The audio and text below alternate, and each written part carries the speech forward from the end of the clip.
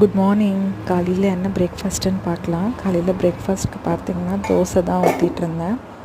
இந்த பக்கம் பார்த்திங்கன்னா சூடாக சாதம் வச்சாச்சு. ஆஃபீஸ் லஞ்சுக்கு பேக் பண்ணணும் இல்லையா, ஸோ சூடாக சாதம் வச்சாச்சு.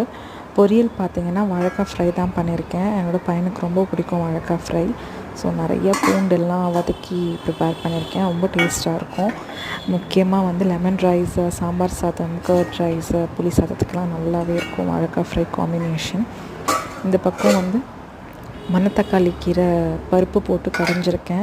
மணத்தக்காளி கீரை ரொம்ப நல்லது, அல்சருக்கெல்லாம் ரொம்பவே நல்லது.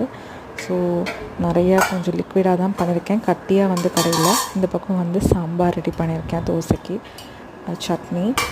அதுக்கப்புறம் தோசை என் பையனுக்கு ஊற்றி கொடுத்துட்டேன். அவனே தொட்டு சாப்பிட்றேன்னு சொல்லிவிட்டேன். இந்த பக்கம் ஆஃபீஸ் லஞ்சுக்கு பேக் பண்ணணும். இன்றைக்கி இதுதான் ரெடி பண்ணியிருந்தேன். மார்னிங் லன்ச் அண்ட் பிரேக்ஃபாஸ்ட் ரெண்டுமே சேர்த்தே பண்ணிட்டேன்.